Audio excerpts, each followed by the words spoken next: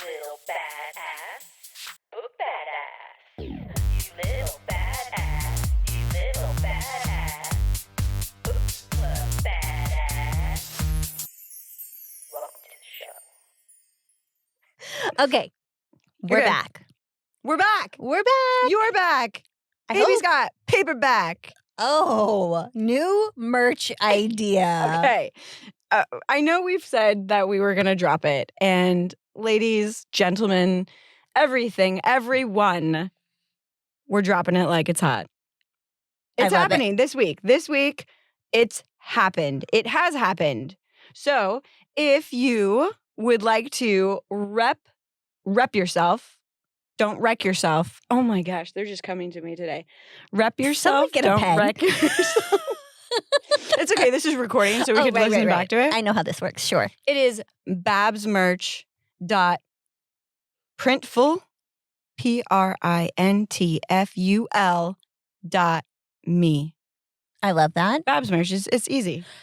I can't wait to see everybody wearing our stuff, writing in our notebook, drinking from our mugs. Oh my gosh. We really hope you like it. And what's really cool about Printful, well, the challenge is it is a print on demand, so it takes a little bit longer, but you have way more options on styles and sizes and designs and actual items. So if you guys want something, just let us know and we will make it for you. Personalized requests. What? I love that. I know. Well, we'll try our best because my apologies. I kept saying merch was dropping, but we just wanted to do it right. And I think we finally found the right place. So exciting. We get to go live. Yeah. Full disclosure, shipping costs a little bit of money. So what Ashley and I decided is that we dropped it as far down as we could go. We're not in it to make a bunch of money. We're in it to share the club, be our badass selves.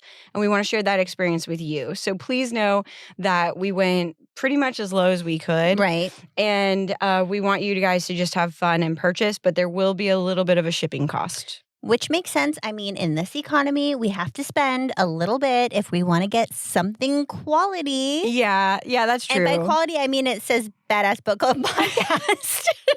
The highest quality. So I'm excited. I think you can't guys will be wait. excited. It's so fun. It's like a it's cult. so fun. It's so fun. So we're starting by saying, it's up, guys. Let's get it. Let's spread the word. Okay. Okay, And awesome. I'll spread it. I'll spread it spread all it. over TikTok. I'll be watching you, Ashley. Oh, she's got her eye on me. Okay, that was her joke. I stole it. Okay. Moving on. Dragon eye mug for the win. For those listeners. Those listeners listening. Yeah. Okay, so who's going first today? Oh, right. We're here to talk about books. Badass books. Dealer's choice, Ashley. Okay, fine. Yay. I'll go first. So full disclosure, I had 2 wisdom teeth removed this week. If you're watching, luckily the camera's on my swelled side. But so with that being said, the book was so good. I did finish it the same day I got the teeth removed. Don't worry, fully coherent. The twists and turns were just that much What twisty book are you and talking turny. about? Oh, you know, my individual read, The Only One Left. Okay, I was wondering all week, who is it? Who done it? Well, lucky for you, I made a couple little notes because I don't want to miss anything. So much happened. I will say that this book overall lives up to the hype. I've had multiple people comment on our TikTok and things like that and say let me know when this episode drops because this is one of my favorite books I've ever read. I can't wait to hear what you guys have to say, blah, blah, blah, blah, blah. I will say it lived up. Lived up? Lived up. Oh, man. Yeah. I can't. Okay. Yeah. So where we left off, just anybody who, didn't choose to read this one or Katie, I do want to because there's so much to cover. We wanted to know who killed the Hopes. So that's the family that was basically massacred, the mother, the father, the daughter. Who killed Mary, who was the caretaker of the surviving woman. Right. And we also, there's some questions that we didn't really have a clear explanation as to what happened to the current caretaker's mother who had cancer and passed away, but there was an investigation, there was maybe foul play. So those were the 3 main things. And why build a house that's crooked on a hill? Oh, don't worry. The house collapses into the ocean. Oh, you're right. It doesn't spoil.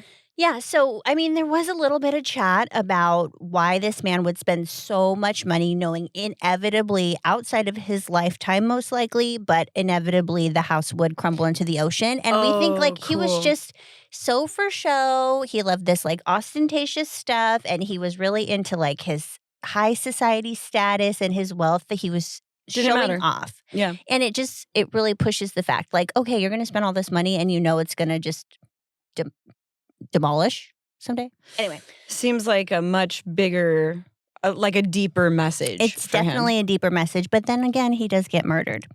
Yay. And we might as well jump into it. Guess who gets... Okay, yes, let's guess. So you're not familiar perfectly with everybody's character development. But if we have let's say some house workers Okay. who maybe could have done it. We have the surviving daughter who maybe could have done it. And you said there was a bastard child that might have done it. so the bastard child's father might have done it. The caretaker. Yes.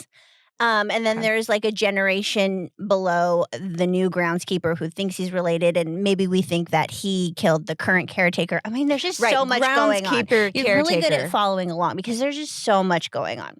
So I just want to start by let's start with the original murder of the family because this is where it gets good. The mother is the one who kills the father.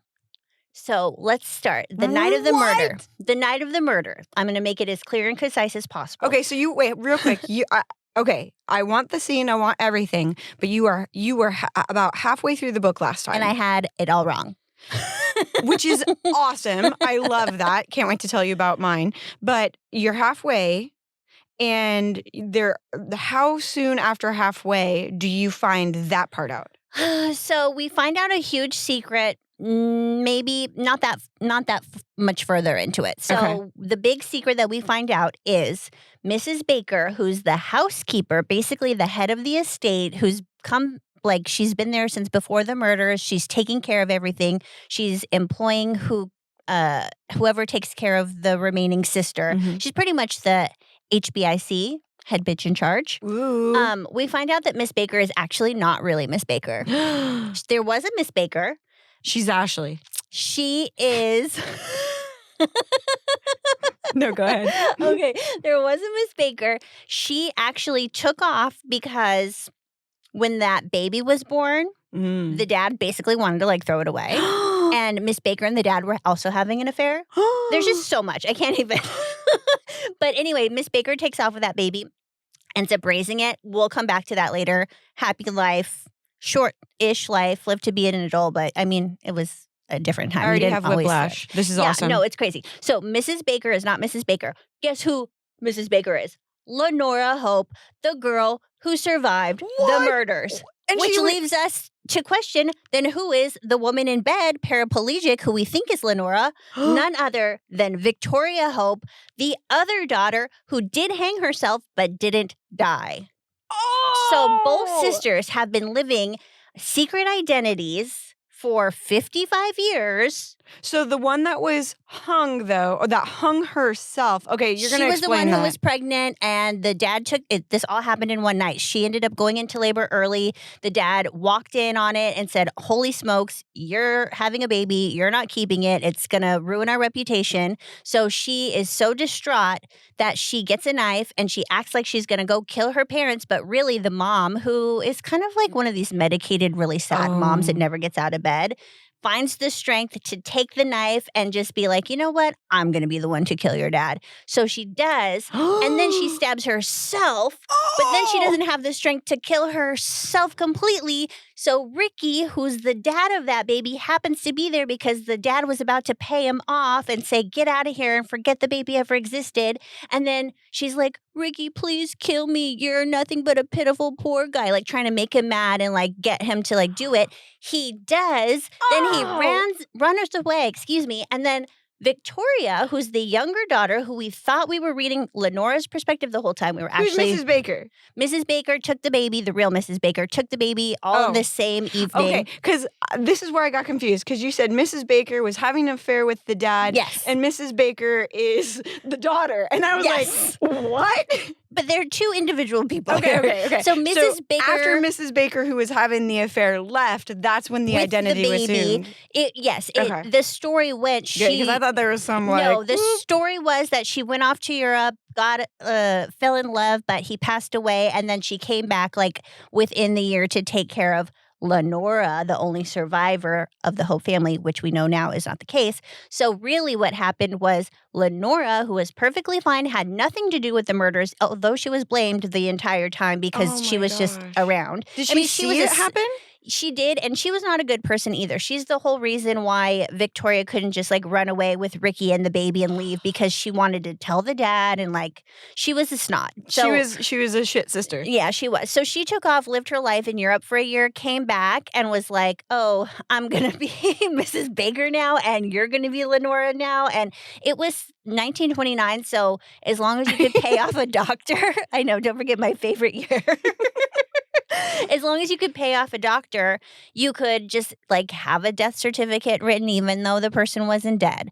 So Victoria, who was the young one with child, was so depressed she went to kill her dad. The mom did it. Then Ricky killed the mom. Well, finished her off per her request. And then she's sad, so she goes to hang herself. Well, she does hang herself, but when Lenora does call the police, this is one good thing she did. And then the police come and they actually save Victoria, but she's paralyzed in this and that because she was like suffocating from the hanging. So then she ends up living this life as her sister's name and has all these caretakers and is like faking it, by the way. She can talk, she can walk, but she never does. Ashley, there's so much going on. First of all, I am mad impressed. This is what makes Ashley the ultimate badass. She'd finish this when she got her wisdom teeth pulled? And I threw my note on the floor because now I'm back in it. It was so good. Here's the thing about this author. The character development individually, we're kind of finding ourselves talking a lot about like a male author writing a woman's perspective, vice versa, whatever. Yeah. He wasn't like when she was having the baby and super sad about her love and her baby and all this, it wasn't so just realistic and convincing, to be honest. But at the same time, she was like basically... She was 17, so she was super young. Maybe she didn't have like mature emotions, but then again, back then 17 was a different. I wonder if that was a deliberate choice on his part, or if it was not having that experience. If there was an area of lacking, maybe it was that, but it wasn't the point of the book.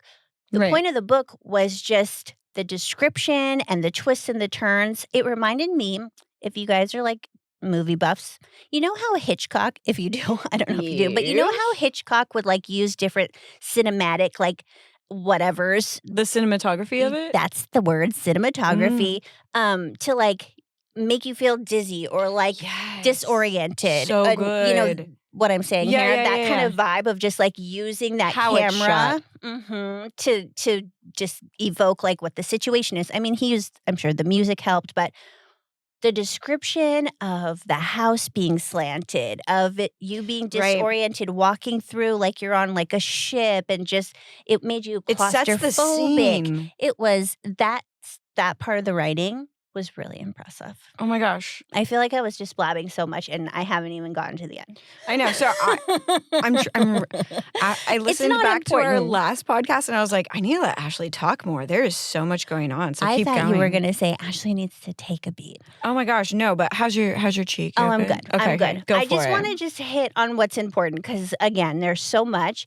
And even knowing the surprise, I feel like you could still read the book if you haven't and just go on the journey again, because I'm giving like super like just touching on the important stuff. Hard truth, like hearing this, I want to watch a movie of it. Right. And I want to read it though. I do. That I want it to be like a guilty little pleasure that when you guys don't know I'm reading it, I'm just like, because it sounds fun. Yeah. It sounds fun. Yeah. So when we left, I thought a groundskeeper from the 20s killed the family. I thought a groundskeeper from present day 80s killed Mary, the new caretaker. I was totally off, but there's one big issue I haven't even talked about yet, which is Ricky, who we thought was Ricardo the groundskeeper, was actually Ricky, short for Patrick, Kit's dad. Now, let me remind you, Kit is the new caretaker. I'm sorry. And you would think, oh, cheesy, weird. Like, what? Did Kit know? No. So let's step back. Kit's a bastard? Let's step back for a minute and Okay, this talk is- about Kit This is where I get quickly. confused. This is where it is confusing. So Kit starts her story. This caretaker, she feels kind of stuck in life. She's been taking care of like elderly and disabled people for about 12 years. She's never gotten to leave their small town, which is important because this is how they're all connected. It's just like a small town in Maine, I think. Kit faces some trouble because her mother has terminal stomach cancer. She actually hires Kit through Kit's agency because I guess this is just the type of personality. She doesn't want a handout. I don't know. It's her daughter. That part was a little like, okay. But she hires Kit to take care of her. She's in agonizing pain. It's the end of the road. I guess this stomach cancer is just the absolute But Kit worst. knew her mom, right? Yeah. And so I mean, they if live together. If insurance is paying for it. True. That makes sense.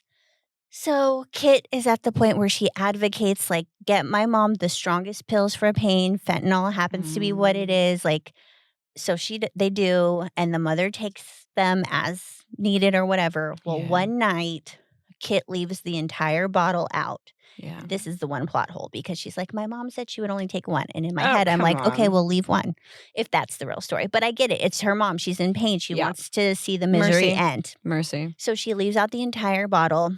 The mom is found the next morning. The dad lives in the house as well. At this point, we know nothing about any connection. This is just Kit's story. Her mom, her dad, all going through this tragic time. So there's a huge investigation. Kit was actually an employed caretaker, not just a daughter of a person who was sick.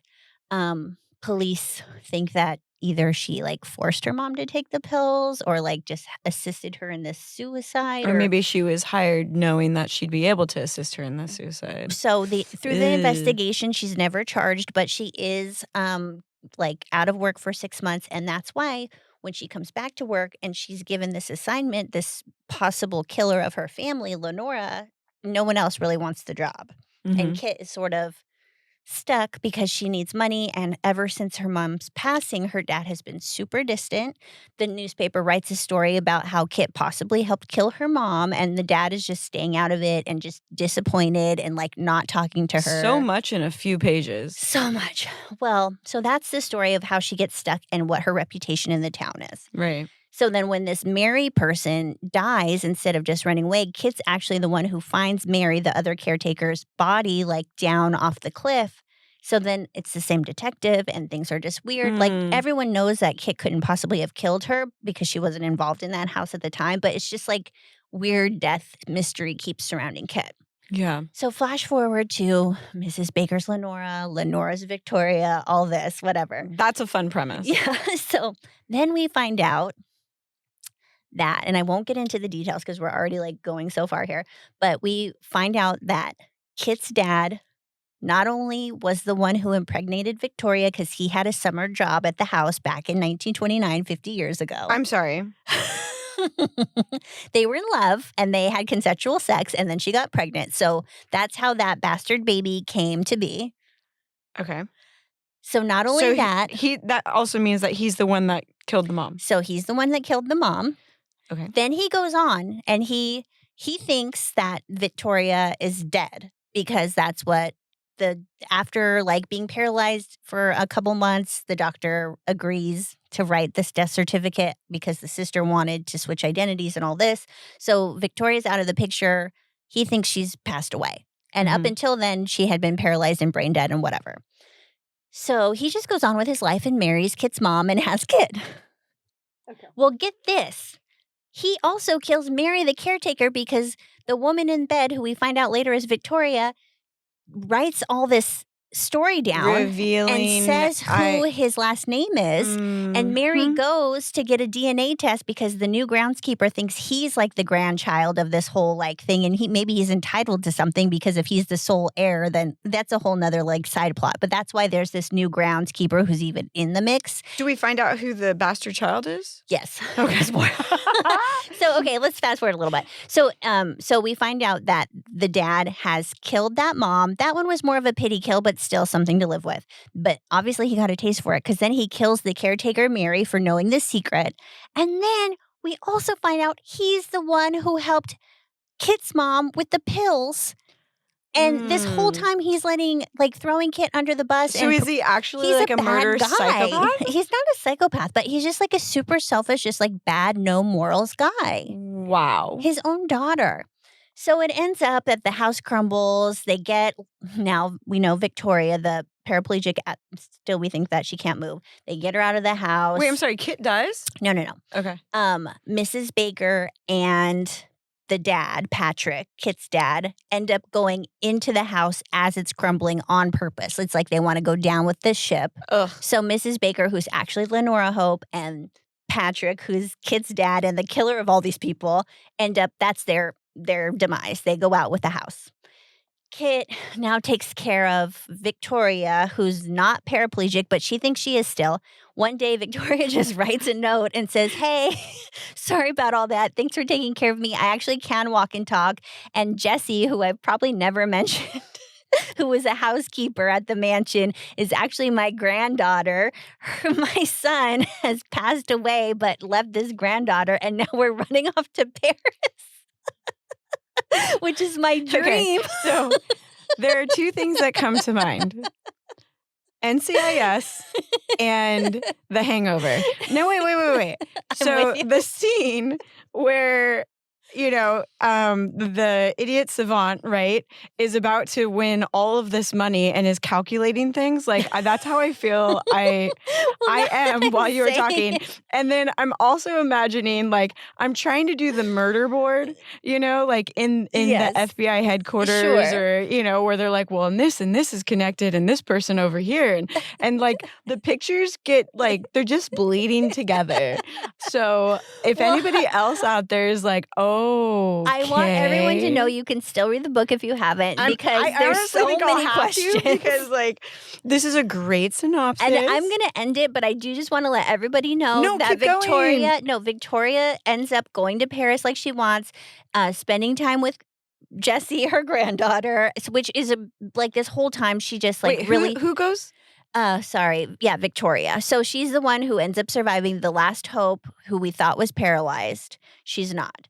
Jessie, Oh my God. who happens to be her granddaughter. Victoria, who had tried to hang herself. Yes. Got it. And her Who's dream, been pretending for how many years? 54 years. She's been pretending for 54 years. Yeah. She deserves a happy ending. Exactly. Can we just say she deserves a happy ending? And she gets it. She lives to be 101. And Jessie, What? her granddaughter, somehow came to find her. I won't get into it. But then she leaves a note for Kit, the caretaker, and says, hey, I'm going to go spend time with Jessie in Paris, but I'm going to send you. And I didn't get into Archie, but he has worked at the house for years, and he's like her best friend from back in the day. I'm going to send tickets for you and Archie. You guys are going to come to Paris, and we're all just going to live for 30 more years, and at least, because she's older, obviously.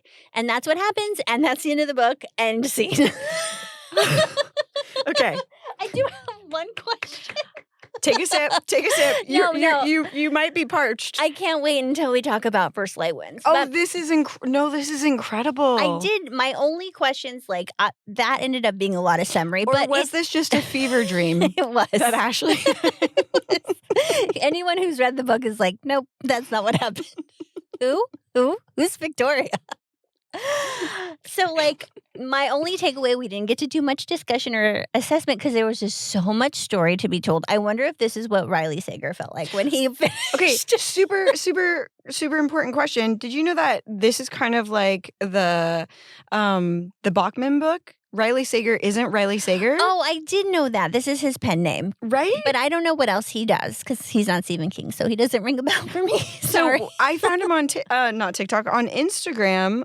He does have other books, but I wonder if this is the most wild one because it's as Riley Sager, or if he assumes different, Character styles. Yeah, styles for each of his. So we're coming for you, Riley Sager. Well, I'll have to look into that. No, we're looking into you. Is what I in mean. a nice fan way, in an appreciation of your work type of way. Where's your eye? For those who aren't watching, Katie's mug has a dragon eye on it, and you just better watch out. Don't get in her way. So no, I mean, that was a lot to deal with, but my takeaway Your is... questions for the crowd. Yes, my takeaway is this book, because it reminds me of from what I've heard about First Leg Wins. Like, the trend here is surviving moral gray areas. What are you going to do to get on with your life? What are you going to do to get what you want? Like, what are you going to do that maybe is not totally up to par with what's legal? Yeah. But what would Katie do? So what would you just like most likely, like what would you rather have to do? Because none of these are great options. What do you think you would have done? Who would you have rather been? Fake being paralyzed like Victoria. So for 50 years, you don't talk and walk, but this is part of your like long con, because she's getting back at her sister who... I'm getting Dumb and Dumber vibes. Okay. Vibes. Would you rather fake being paralyzed like Victoria, take over someone else's identity like these other sister, Lenora, or live with killing like these people, like Kit's dad? Just to like get on with what you think your day-to-day mundane life is, you would have to do one of these sketchy things. Okay, what I'm learning from these books and from interacting with people in life, if you are Kit's dad, you have a different thought process. So it's not a problem. It's not like, I have the moral choosing of, would I be okay being Kit's dad? Well, if I were Kit's dad, then I wouldn't have a problem with it. Do you know what I mean? So it's kind of like the box. Yeah. So like that would be fine because I'd be fine with it. Right. Who I am, I'm not fine with that. Right. I kind of like the long play of being like super sus. As the kids say these days. Yeah. And being like, like you don't say anything. However, I am a horrible liar. Like my eyebrows, at least, this week was so rough. I was walking around saying hi to people just with my eyebrows.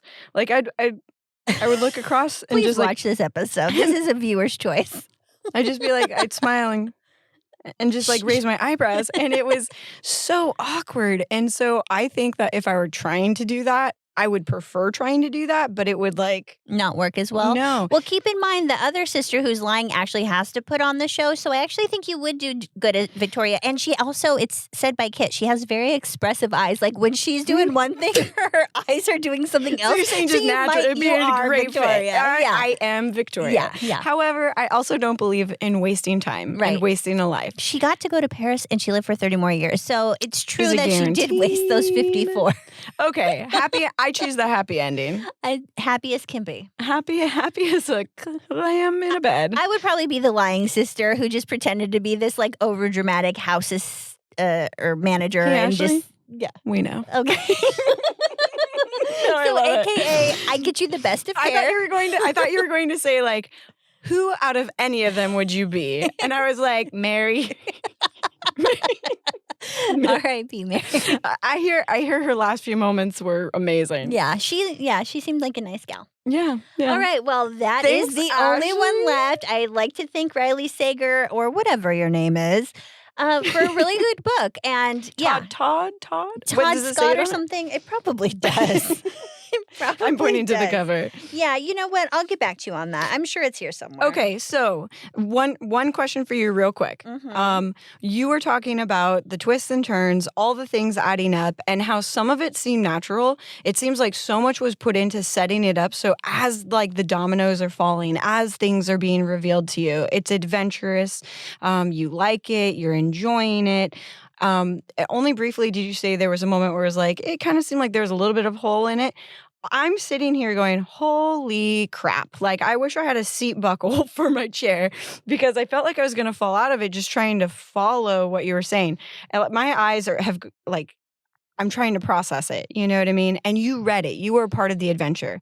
So to make my point, to bring it home, Ashley, was it set up enough where it was just a fun reveal, or was it almost like too much? I'm glad you're asking because that is a point I do want to drive home. I was happy. Like saying it back, it seems like, okay, and then her dad was the killer. Like what? Like that's too much, right? No, it was perfect. It was the perfect amount. Sweet. He spent just enough time on this, just enough time on that to where it didn't seem cheesy or like like an SVU. I shouldn't say SVU episode. Those are actually pretty good. It was like an SVU episode where you're like, Got who it. is it? Who is Got it? it, got Okay, it, got and you it. were happy with it. Awesome. I love how it was tied together, and I wasn't like, And not okay, this is too predictable. much. Right. And for me, not predictable. Oh my gosh. Okay, so cheers to you, sir, you amazing writer, and to Ashley Cheers. for finishing it.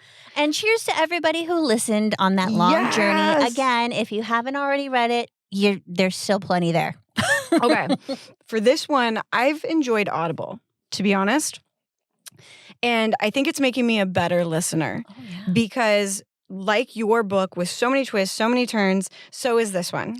I mean, honestly, it doesn't seem as much. This is an exception. Yeah, no, that seems exceptional. Still very, very good. However, there was enough where within the days there was a lot in my brain. Right. And so I'd find myself being like, wait, what? What just happened? Like I had to be attentive to it. Mm-hmm. And one thing I do like about paperbacks or just hardcovers either is the ability to stop and go back and read another paragraph because my brain, it goes so quickly. Yes. And it has been made to multitask. That's why I play the drums. Mhm. You know, you got your hands, you got your feet. Sometimes you're singing at the same time.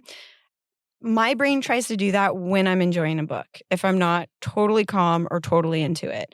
And I find that when I'm listening, it can be more of a struggle. So I really have to be like prepared to either reverse 30 seconds Yeah. or be in it. Right. And for a twisty turn book, it's making me a better listener because I have to follow along. Exciting. New Yeah. skill. Skill level unlocked. I love that. Well, working on it. Yeah, so for Onyx Storm, I've been listening probably more than half than I'm reading just because of life these days. Yeah. And I find it a little bit more interesting because, like I said before, the narrator kind of switches up her voice for the characters. It's cool. But if I am, let's say, doing the dishes or something, I'm usually pretty good because it's like this mundane thing, this like repetitive thing. Yeah. If for 1 second, like someone tries to talk to me or I have to pay attention to my phone or whatever the case is, I'll realize 2 minutes have gone by and I have no idea what was just said. The reverse. I have to go back. Yeah. Be kind, rewind. Exactly. Yeah, that's how I am. Interesting though, real quick, you said that the readers for your Audible, because you're not listening to the graphic audio, right? No, it's not. I don't think so. So are they all girls? So they are all girls. I did look. It's a few different people. They're all girls, and they change their voices accordingly. Yeah, like how sexy though, because like that's one thing with First Lie Wins by Ashley Elston. That's my Bad Ass Book of the Week, which we finished. Super cool. The lady on Audible, she has like the Southern drawl. And whenever she does like a male character, the voices are kind of similar. And it's just like this. It's just like a little bit deeper. And okay, but it's not necessarily the voice that I would have. I mean, 2/3 of the way through, it was the only voice I can hear. And Yeah. I was into it and I liked it and I tweaked it a little bit. You know, your brain, it's interesting how it adapts. But if it's like a sexy part, it's like, I'll still hear you. I know. I don't want to talk about Onyx Storm too much because we're not Yeah, there we're yet. about but to get there. We will. I had Bookies. this same experience. Like, let's just say quickly with Xaden and these narrators, it's not the voice I would give Xaden. And it even got me to the point with our last little section we read. I'm like, okay, I'm just going to read the rest of this because I need my own Xaden voice. Yeah. It's just really gruff, aggressive. I'm like, I don't really feel That's like not he's being how that he is to aggressive. me. Right. Okay. Anyway, moving on. I mean, okay, so similarly, when you watch a movie, right, and you're like, maybe I wouldn't have casted that. Exactly. Okay. So I did finish it by reading the last couple chapters because I was like, I don't want to lose my place. I just need a moment. Naturally, of course, Casey came home like the last 5 pages and she was like asking me questions. And I was like, shh. I was reading. like, yeah, I'm just finishing. Like, I told you I'm just finishing it. She's like, oh, yeah, sorry. And then I just realized it was better, as some of you guys probably do as well, to just put the book down until you're alone and you can have the moment that you need. Totally. Yeah. Relatable. Yeah. It's like pushing pause or turning the TV off, right? Yes. Okay. So back to First Lie Wins by Ashley Elston. I was pretty stoked because we had talked about some predictions and whatnot. Yes. And it's not that I was correct in thinking that Mr. Smith was Ryan, Okay. the love interest or whatever. Right. But one of the things that we had kind of hoped would be that Evie Porter and Ryan in the end would kind of acknowledge each other's dirtiness and dirty secrets and be okay with it. So I'm just jumping straight to the end. That does happen. And you're like, yeah, similarly to the book that you read, there's so many twists and turns. And at the end, you do get that like, okay, I feel good. Great. Like you still have that feel good. It's not necessarily like, ooh, cliffhanger, what's going to happen? I feel mysterious. I don't know what's hanging over my shoulder. Is something else going to, ruin this? It's one of those things where it's resolved. Okay, I like that feeling sometimes. So if you like a book that has a lot of twists and turns, takes you on the journey, but finishes like a roller coaster ride. You know what I mean? Like you're like loopy, loopy, loopy. And then you're like, okay, now I'm done. I'm back on the ground. I feel good. Like I went on this adventure. I almost puked. It was really entertaining. Some parts were great. Some parts I was like, But now I'm like back in the station and I feel like I rode that ride. I love that analogy. A lot of similarities with our individual reads this time. I know. And the mom with cancer. Oh, yeah. Okay, but less stabby stab. Sure. Yeah. Sure. I was wrong the last time we left off.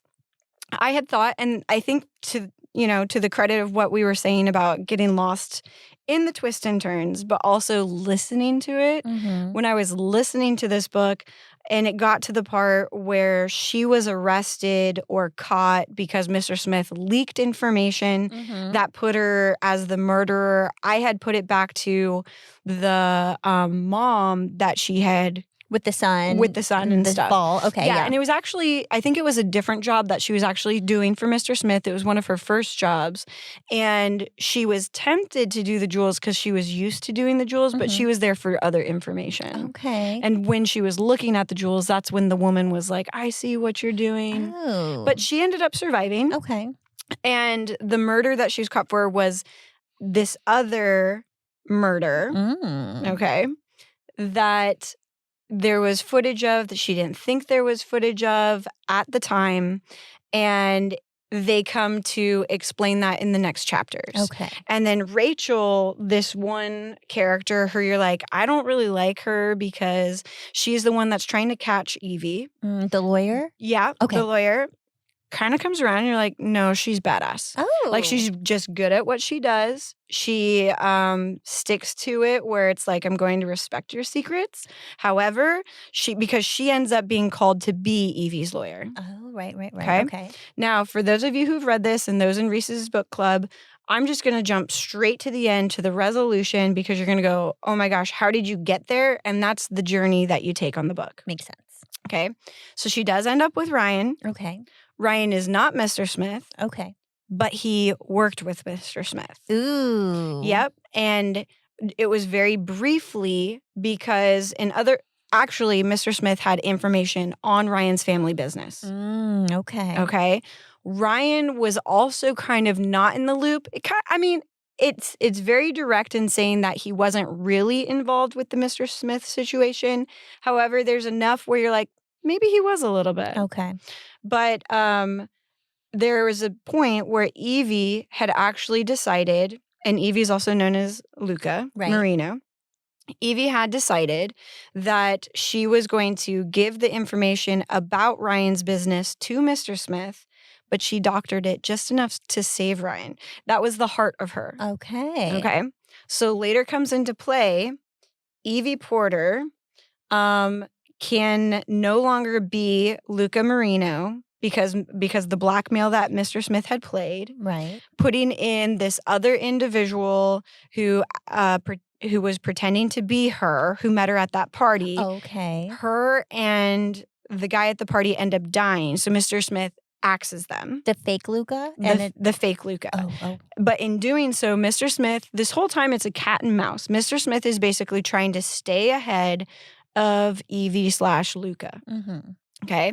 Twists and turns. There are moments where you're like, he is ahead of her. She's trying to get out. Is she as smart as we think? It seems like she's a little reactive. And this is the brilliance of Ashley Elston. The author puts it in her perspective, writes in her perspective, where it gives you just enough to trust her, but enough doubt in her inner monologue where when all the reveals start happening, you go, oh no. You had the doubt, but that was there to mislead you. And she's actually a super clever smarty pants. Who ends up beating Mr. Smith. The only thing is there are a couple things that surprised her. Mr. Smith had this group of people that worked with him. And it is a him, not a her. Okay. Yeah, I know. That would have been cool. And essentially, George, who had been one of the only people that Evie had started to develop a relationship trust with, is Mr. Smith. Wow. Sees George in the hallway talking to Ryan when they're trying to resolve stuff. But all of the previous interactions, because this story jumps to the past and through her different actions and jobs that she's had to the future of her being in this situation. Oh, okay. Okay. And it all, like your story, it kind of dominoes together nice and neatly, but also kind of like surprise, surprise, surprise, surprise, which is great. Way to go, Ashley. And Ashley. And there's so much that happened. And then the story of the lady who she had murdered, who all this information on, nice, neat little package. She's actually still alive. Oh, good. And she had been one of the other jobs. Her competition, Evie's competition, they had staged it. So all this information that Mr. Smith had on Evie comes out as it was this long game setup that she and this other lady and her one pal Devin, who was smart enough to enlist his help out of MIT. I remember. Yep. Okay. So he's the only solid. He actually fell in love with this other job person. I want to say, so I said that they steal stuff. It's really blackmail. They're in the business of blackmail and getting that information and things to blackmail other higher up people. Okay. The one that died, Devin and Evie helped to save, start a new life privately, secretly, out of the eye of Mr. Smith, have been working behind the scenes. All of it was a setup for long game Mr. Smith so that Evie Porter could get out, so that this lady, I think her name's Amy Tate, could get out. Amy Tate's sister, Devin falls in love with, and they had like protected her and put her because she was being used as blackmail. See, like, it's my mouth similar. is like hanging open when you're just like, I'm picturing a movie. A lot of times when we're talking about books, I'm picturing movies and I'm like, wait, books were the original movie. So books and still are for many things, which is amazing. In the end, she actually thanks different people. This either was made into a movie or is currently being made into a movie because it's so new. And I think it's going to be really good. I can't wait to watch. Yeah, it's great. And then so it's just like other information's coming out, but she goes into this, she basically, the whole scene just kind of erupts or comes together where she has to go to the safe security box. And because that's what Mr. Smith wants. Okay. Mr. Smith thinks it's all the information that Amy Tate. I want to say it's Amy Tate. I really hope I got that correctly. You all know. You guys know, you readers, you. It's cool because at the beginning of the chapters, it'll say who and the stories and whatnot. Oh, Regina Hale, Amy Holder. Thank you. I keep saying Tate. My apologies, badasses.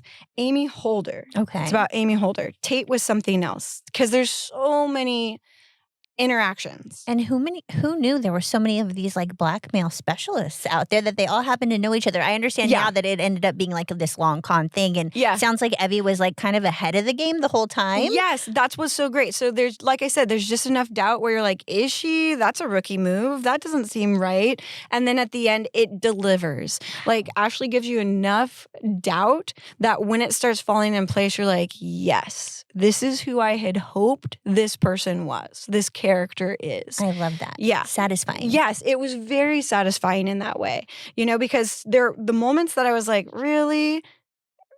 It twists it back on its head later. And you're like, oh, okay, that was part of it. Like everything had purpose, if that makes sense. It does. So every time you were kind of questioning, like, okay, is she really as, great as we are supposed to think? And then you realize Or you that was want her just to part be. of the ruse. Yeah, exactly. Interesting. And so the safety secure box, Amy Holder, they believe it was a part of this case that there is information that they have on Mr. Smith. And so Mr. Smith is like, I know that you kept something from me. You lied to me. Like, I'm going with you, or I need the safety secure box. Like a safety deposit in a bank type of Yes. thing? Okay. Because there's video of her being seen outside of it. Okay. So Mr. Smith knows enough, and you come to find out he only really knows as much as they wanted him to. Oh, I love that. Yes. And so throughout all of it, there's even like this interaction with Mr. Smith tried to have her get blackmail on some coaches in Florida. And through that, she meets this uprising star, football star, who she ends up off, basically out of the eye of the public or out of the eye of Mr. Smith. She gives advice to, like, be careful, don't do this, don't do that, because she's on the side of getting blackmail, and she's like, the good person in her comes through, and she's like, I'm going to teach this kid a lesson, and hopefully he learns from it. Oh, that's cool. Yeah. Like a tutor. Like, I'm a professional. Don't let this happen to you. Yeah, and so come to find out, he ended up actually taking that advice, becoming a friend of hers in a way, and helps and is part of this end game, this long game, in a way where he just helps cover for her. Okay. So, like, it's like all the good deeds that she did while doing all these bad things pay off. So you kind of get that resolve too. I like that. Yeah, and he plays for the Falcons, which is really fun. go So like Falcons. these little vignettes have purpose. It all ties together, like I said, in a package. So Mr. Smith, we find out, is George. George, we don't even really know his name. Mr. Smith, it's Mr. Smith. And Mr. Smith, Devin finally figures out, is Christopher Smith. So not really that creative when the names go. And he kind of gets his comeuppance, which you like too. Okay. So he basically corners Evie into the safety secure box. They open the box. And as the reader, you think it's going to be this information, and it is a nicely folded origami swan with nothing on it. And she looks up, because that's kind of like her signature. That's something she would do with her mom. She loved it. She looks up, and he is furious. It's like, okay, I've never actually seen Ocean's 11, but it's giving like one of these like it does. tricky little. I can just picture the breakdown of like, we're going back to all the scenes of all the things she set up, and now everything's perfectly falling into place, and little like do music is in the background. I'm so glad you said this, because as I'm reading it, that's what I saw. Yeah, I love it. But it's written so well that it's not like, oh, this is kitschy or anything like that. And that's nice. what I have in my brain to reference it. Like, I just feel like this perfect little sequence. Like and those moments where you go back to them, right? Like, because there's always a montage in those parts where it's like, this is actually how it's been done, like the revealing of the magician's trick. And the way that it sounds like the author is able to do this in book form, to me is really impressive, because that's what, I didn't even read the book, and that's like where my mind is. Yes, very much so. And then she leads... they go outside, basically, and outside is the mob waiting, because not the mob. Amy Holder, the lady who had died, who didn't really die, right? And Devin and Evie. Technically, Amy is the one who uncovers the big blackmail. So basically, they knew that it was going to be a long play, and the wording is so good. She is a wordsmith in these moments where you're like, that's beautiful, and Amy Holder is the one to figure out the blackmail. Okay? Like, she uncovers on one of her jobs that Mr. Smith has been hustling the mob. Whoopsies. So they've been keeping track of that secretly, and so they had gone to the mob and said, this is who you need, but knew that they had to have Mr. Smith's real name. So once that was in play, like I said, all these things come together, and guess who's waiting for George / Mr. Smith / Christopher Smith outside of the bank? Tony Soprano. Yep. Oh man. Yep. They got the getter, or yes. they out blackmailed the blackmailer. Yep. Beautiful. Beautiful. And then the next little scene is with Devin, the other woman, and Evie, because she has to assume Evie Porter now, because Luca she had to give up Luca. Right. So there's also this where you get a little bit of her history. They're at a cabin and they're basically rehashing everything. And then, they talk about the next directions they're going, very much like an Ocean's 11 sort of situation. So you get this resolve, you feel pretty good about it. And then that's when she goes back to Ryan. And because she can't keep away, because they did have something unique and authentic. And then and it was the only person that she could actually tell herself to, like give pieces of herself since her mom had passed away. And Ryan kind of does the same. So they both know their dirty business. They both know their histories. And Ryan knew that he could trust her because the information that George/Mr. Smith had given him had been doctored. So once again, the good parts of her kind of set up, I want to say, this happy ending. And then, of course, there's just enough at the end where her home business, Evie's home business, which Devin helped to keep secure, is with Amy. Okay. And it's not Amy Holder. She takes over the last name Porter. Uh-oh. And I'm pretty sure they're still in some sort of business together. Oh, okay. Because they check like their messages and stuff. Oh, okay. I was like, oh no, is she going to steal the business? Because keeping in mind that this all worked out, they all have this part of them who got into this business to begin with. Okay. So you guys know out there, we do give some spoilers, but how do you talk about a book without talking about the big events that happen, Yeah. So I just go back to similar with, it sounds like your last book, so many twists and turns, but the reader feels good about it, and the thing that I appreciated the most were the little parts that I was like, what? It all makes sense in the end. Yeah. Yeah. And then it's really cool because there's a little bit of her next book that she put in the back, which is pretty cool. I love when they do that. I'm curious about the movie. I do want to say that. Her next book is Ashley Elston's next novel, Anatomy of an Alibi, available for spring 2026. Anatomy of an Alibi. I wonder if she did Anatomy of a Murder, which is like a really popular TV show. And maybe that started out as a book. I'm totally being speculative here and I have no idea. Let me know in the comments if you've heard or have any idea what I'm talking about. Yeah, I'd have to look into it a little bit more. Or it's just a coinkydink and a cool name. She did say that she used to write not coming of age, but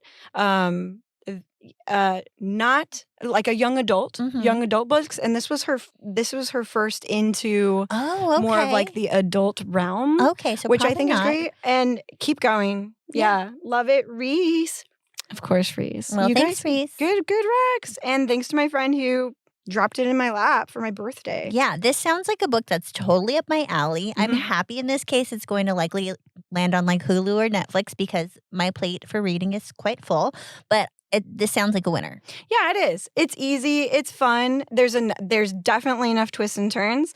I would recommend it for sure.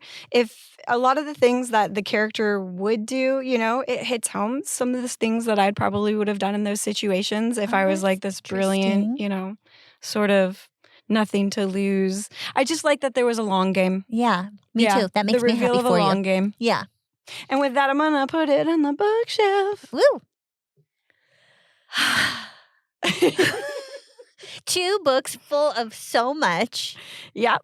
And I think we killed it. We killed it. On to the storm. And we will just say we read another Hundy about. Well, obviously we've had so much going on in those other books. Yeah. And I'm just so happy that we're taking this book, Onyx Storm, in case you're not watching, by Rebecca Yarros, as just a nice, slow burn. Yes. Just taking our time. I mean, who really knows when we're even going to get the 4th? It's been Rebecca themed since we started almost. And not mad there's about it. Just enough going on in the 100 pages at a time. Definitely. Where it's to me, it's the perfect I agree. I definitely do. And I had texted Ashley because we want to know where we should stop, go. And you made that point that we don't know when we're going to get the next one per se. So why rush it? Yeah. Yeah. So hopefully you guys are enjoying a little bit slower pace for this one too. I still can't make a promise for the next one though, because I feel like it always ramps up like middle to end. Yeah. And it's like you want it. That's when you really want to get into it. So let's talk favorite parts or what's up. Yeah, favorite part. So let's talk. Okay, so first things first. I am pretty much to the point where I feel like, and I don't know because I'm really doing a good job of staying away from any spoilers, but like I feel like this book is just like a stepping stone into the big picture. Like Yeah. I don't really know that we're going to get much resolution. Like Right. I don't think necessarily we're going to find a This cure. is like the middle of the Harry Potters. Exactly. I don't Yeah. necessarily think we're going to find the seventh breed. I mean, I'd love to, but like I'm not setting my sights on any major revelations. Oh, okay. Personally, Maybe I should start doing that. I mean, I'll just be happily surprised if that does happen because right now I feel you like are a better reader than I am. no, I'm like, no, give this it is to just me. self-preservation because I feel like we're meeting a lot of new people. So many. So I'm just trying to enjoy what she's giving us, these breadcrumbs and this whole new really important character, Asher. Oh, you mean Violet's the dad? Yeah. Yes. Who like I'm Yeah. still a little confused on. Like, was he a writer? And I'm still a little bit like, are you sure he's dead? Oh, totes. Okay. Totes. Okay. Totes. And I don't know if we're going to find that out either. But I just, I'm trying to just enjoy what we're being given Mhm. with these new characters. So I favorite- also, Go ahead. Oh, no. no, you first. I'm going to let you finish. Well, maybe I didn't know what I was going to say. Yeah, you were. Because you said my favorite. Okay, so my favorite parts or like my favorite thing that's happening is just getting to know Violet's dad via these, just things he's left behind, specifically for her, by the way. Which is also perfect because that's where we ended. To be fair, it wasn't an exact 200. It was through chapter 23, leading into chapter 24.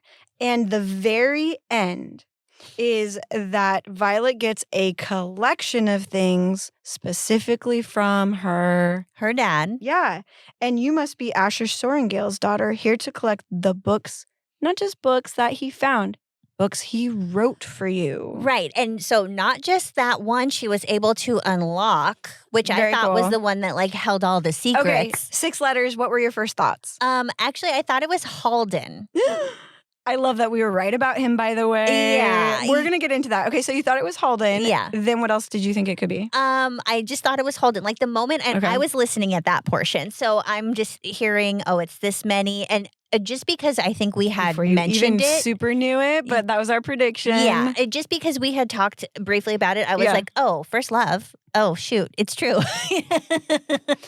Cool. Yeah. I thought it was family because I Oh. didn't think it would be so easy either. I was like, F-A-M. I was just like counting on my fingers Yeah. the whole time. Yeah. And then I thought, dragon. Oh. Okay. So not necessarily wrong, Yeah, but I no. forgot the name of the dragon. Right. I was like, Dragon. That's 6. Yeah. No, I loved that how it turned out. Yeah, But I was cool. totally like, oh man, things were a lot more serious with the prince than I thought. Yeah.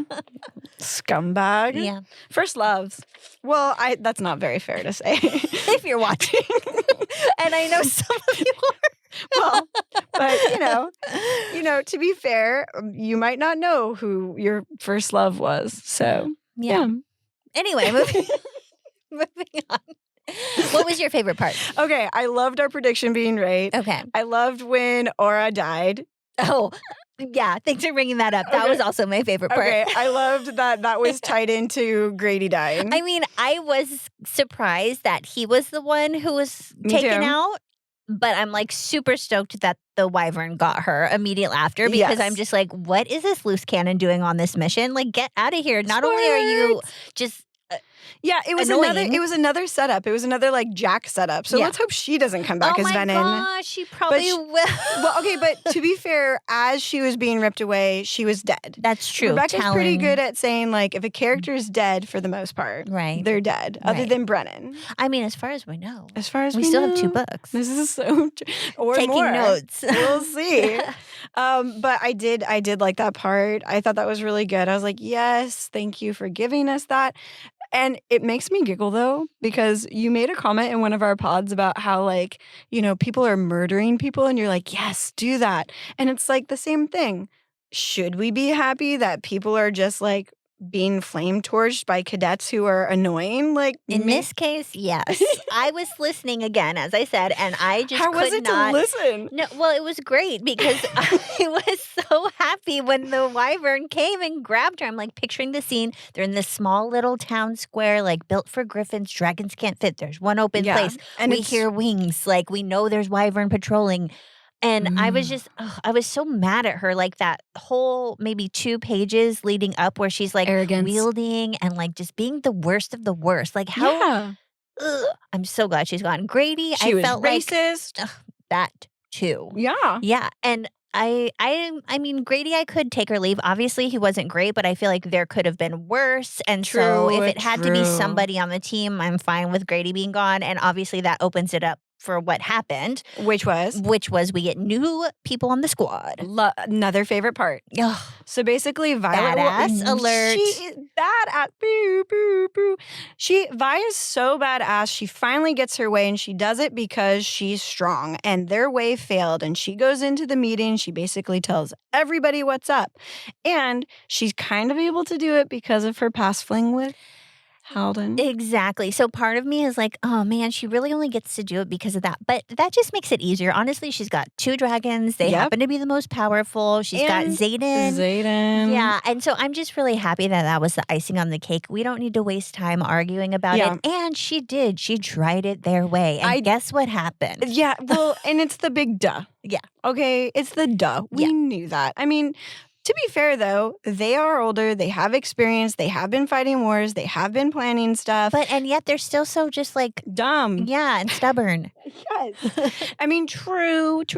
And they underestimate her. Going back to that theme of being underestimated, right? And so she finally finds her voice, really, through all of this. Yeah. And I love the inner monologue with Xaden, though. Oh, of course. It is cut in so well between what's actually going on that everyone sees and the secret conversation that they're having. Yeah. Where he's like, it is delicious to him to watch Violet eat him up, Yeah. basically. Yeah. And Riddick, Oh, he's growing. Well, you know what that means. He's growing on me. I hope he stays alive. But he really is growing on me so much. I mean, he's just hilarious. yeah, I'm is he glad there's- gay? I think he's bi. I Okay. think he's just like fluid, open, Because whatever, there's down this for moment fun. where he's like oogling Garrick. Yeah, even Xaden, he makes a comment. Yeah, There's yeah. a couple different It's things. cute. It's fun. Yeah. He has a fun personality, witty. But my favorite thing is he makes a good point. And I love when authors do this, when they kind of like they go back and remind you of what happens in books by saying, look, when our troop hasn't been together, when our Iron Squad has not been together, bad shit has happened to you, Vi. Right. So here's the thing. I got to be with you. Yeah. And Violet kind of goes, oh, crap. Yeah, you're right. Yeah. And then he just is great. Yeah. So I do hope he doesn't die. I do hope he doesn't die, and it's cool he can like suck water out of the air. I know we're like going where And now magic into doesn't happen, bodies. but that sounds like Or freezing. Yeah. Freezing inside a body, right? exactly whatever he does. He manipulates the water, and then they die. Well, he was kind of being underestimated. Totally. He says it. He's like, just because I'm funny doesn't mean I'm not super good at everything. He's Yeah, it doesn't been mean I'm reading, dumb. he's been studying, he's been practicing. He's so dedicated to the cause. And dedicated to them. Mm-hmm. I do love that. And they are the squad, right? What is their title? Something Squad. Oh my gosh, Quest Squad, which he deems them the Quest Squad. And it is a quest in all, shapes and names and forms and whatever. I did make the mistake last podcast. I said manifest destiny when I just meant like she can choose her own destiny. And manifest destiny is completely opposite. It's history of, conquering the Midwest and America. So for any of you who listened and were like, wow, Katie is off her rocker. Like she is really misinformed. Who is this person? No, I caught it. I don't know. It was very subtle, but I kind of like twitched my eyebrow like, is that right? No, it's far wrong. But this self-determination. Right. Maybe she's just manifesting her own destiny. That's what it was. Which whoever coined the term manifest destiny, honestly, they had it wrong, okay? Thank you, If you really Ashley. want to break it down So- linguistically. History's wrong. Yeah, as Yeah. usual. Yeah. And bringing it back to the book. So really quick, I do want to bring up a couple of things that I find super interesting. Great. We're off the continent and all of a sudden there's no magic. Like, And it's kind of nice. that's cool. First of all, Xaden is just finally at peace for once. very cute. I love the whole merchant town and how they're like Me shady. too. I can't wait to like learn more about what's going to happen here. I am a little bit worried for Halden, and I love like Takaris, his whole Yeah. vibe. Like if I was there, we can play this game too. Like if you were in the Empyrean world, like where would you want to be? I would be with Takaris Yeah. in his like nice beachy house. Okay, Jeff Goldblum. I'm going there. Jeff Goldblum in the Ooh. Thor movie that's like kind of 80s Thor. It's literally him. Right? Yeah. Ugh, Jeff Goldblum. You know what? Can we just meet, please? Like, Well, I think it we're should gonna have happen. to tag him now. So. Okay. But those are the vibes I get. Yeah, so I love the Kinda kooky. whole. I mean, he's just like kind of shady, but like also warning them about things. Yeah, and not necessarily fully bad. trustworthy. Like I still am just kind of like, okay, like we'll see. Are you just drama? But And we can't I like really him. trust Halden. And there's even a point where Rebecca has, and see, this is also a literary technique, you know, it's almost like a foreshadow through Vi's eye. Because Vi's smart, she's a badass, and she has this moment where she's like, not sure we should have left him there, but it was our only choice. And it's kind of like, okay, did you just plant that there? yeah, on exactly. Are we purpose? crossing our T's here just so we're like we didn't forget? We know he's over there doing who knows what. Yeah. And what kind of reader doesn't like a little bit of jealousy? True. I mean, True. you know what I mean? I totally know what you mean. I like it. Yeah. I like it. Yeah, I think it's cool. And like she even says she had to deal with Kat the last time they were at Takaris's and that whole Self-reflection. situation.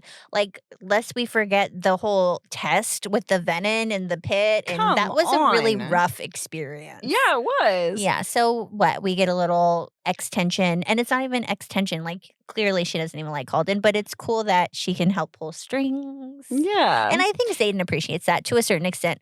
Keeping in mind use your relationships. so did you catch this part? I'm sure you did. When they were at Takaris's and he knows what she's thinking and she's like, oh, are your powers getting Oh my stronger? gosh. And he's like, don't be silly. Yeah. Well, and that was it your powers or your powers? That's where I got a little bit like, because we're still waiting on that second signet. Oh, interesting. I mean, I don't know. I think you are right in that it was about Xaden, like having power without having power, but yeah. why would his powers get stronger unless it is the reference to Venom? I thought that's what it was. But we do know that her lightning power is getting stronger. And we also know that she's the only one who can still communicate with her dragons, which definitely means something. Something. And Adarna, love her. Another Amazing. favorite parts, her My personality. favorite character. Yeah, and honestly, her interaction with Taryn. It's beautiful. And she doesn't really get that many lines, but she doesn't need that many because there's so much in what she has. And just, I don't know, again, if it's the audio component, but the sassy teen that I'm getting with Andarna is just perfect. It's less annoying notes. and more like, oh, squirrel. Yeah. Like, that's, you know what I mean? Yeah. It's fun. It's Yeah. really fun. I mean, obviously you guys know that we're into this series. We're into Rebecca, her writing style.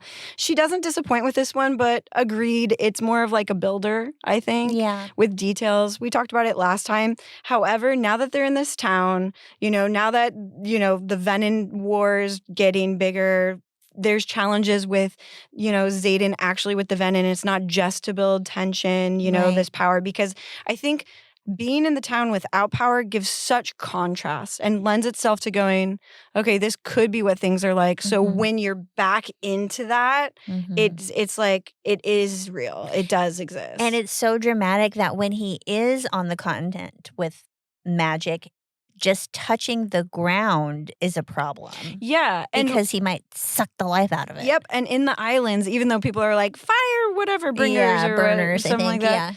Because of the dragons, whatever. Get Yeah. over it. You're welcome. Prejudice. Yeah.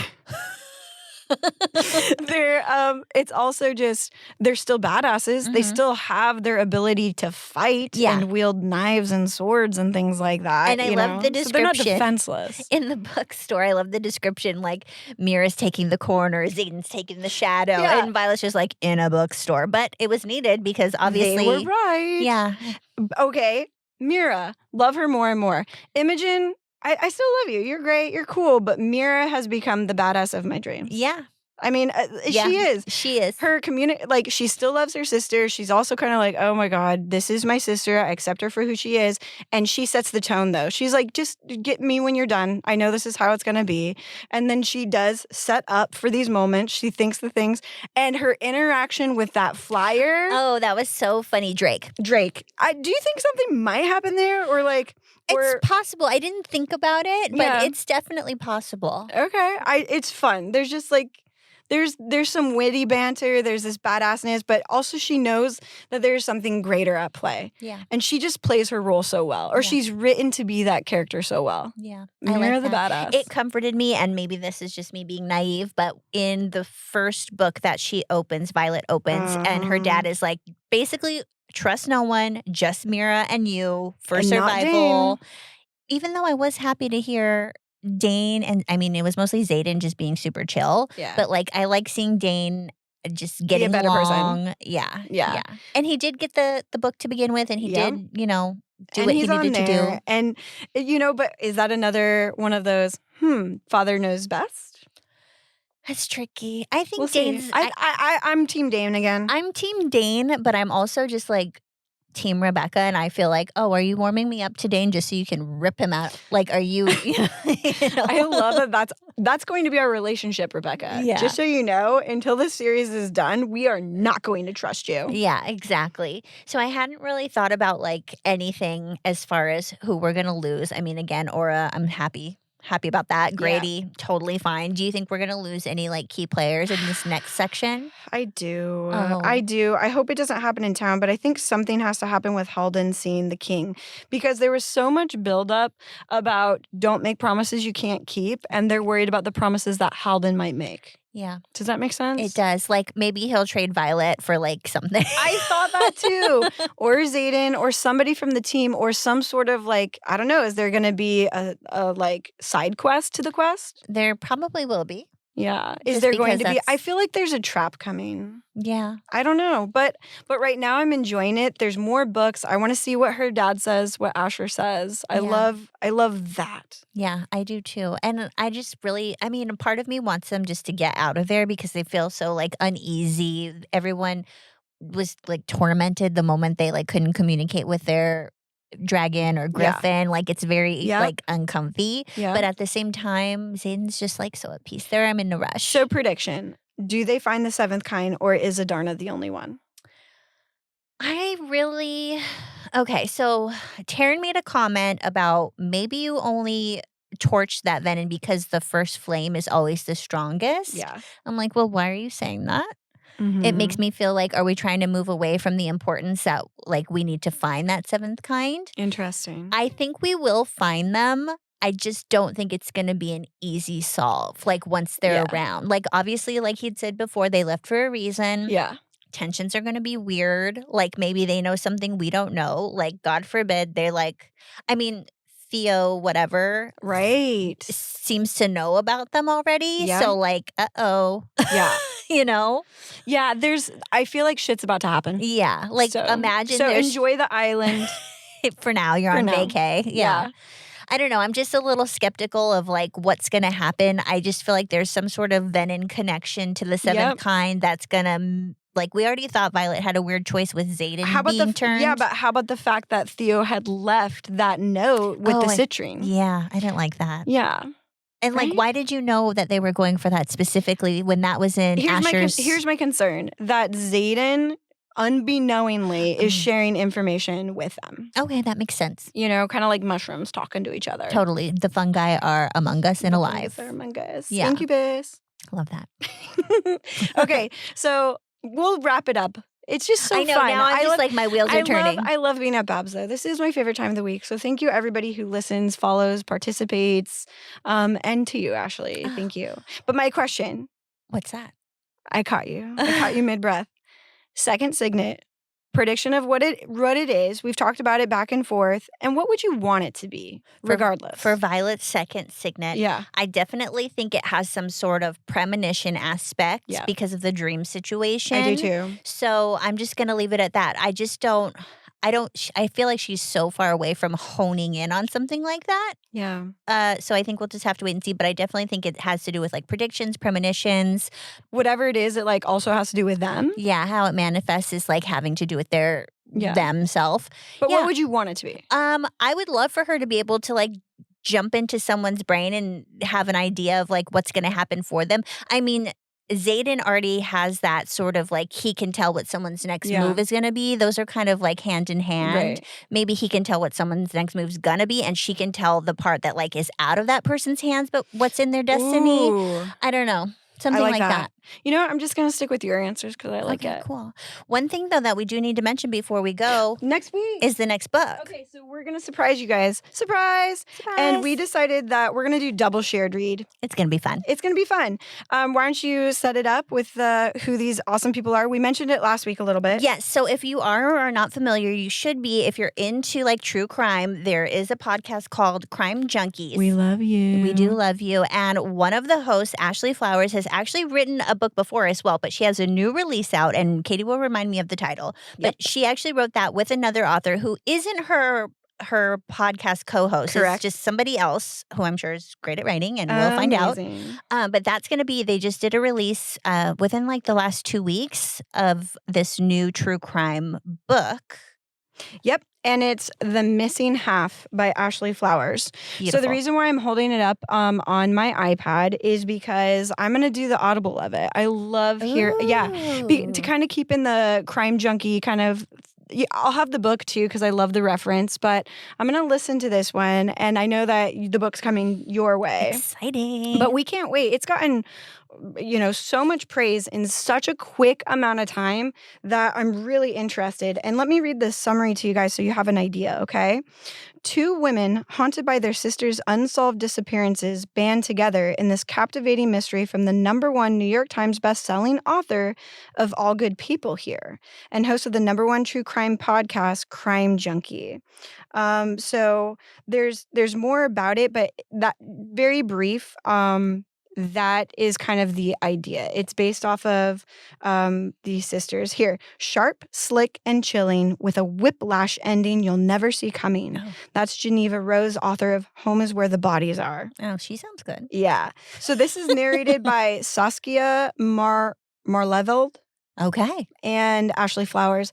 I'm sorry if I butchered your name, but it's narrated by the 2 of them. Okay, good. So Well, I'm happy to see Ashley's involved because I was like, I kind of want to hear it in her voice. So that's good to know. that's why I wanted to listen to it. So that's the Audible version. Great. But already has 4.5 stars out of 1,100 reviews. Ooh. Yeah, so that's really great. Yeah. And it has a 4.0 on Goodreads. Which is good. Regardless, we're tried and true fans, so I can't wait to get into it. Exactly. Well, then that leaves us for next time. I'm excited. Open your books, turn on your tunes. Coming for you. I think it was a great one. It was. Oh my gosh, we'll see you guys this time next week. Bye. Bye.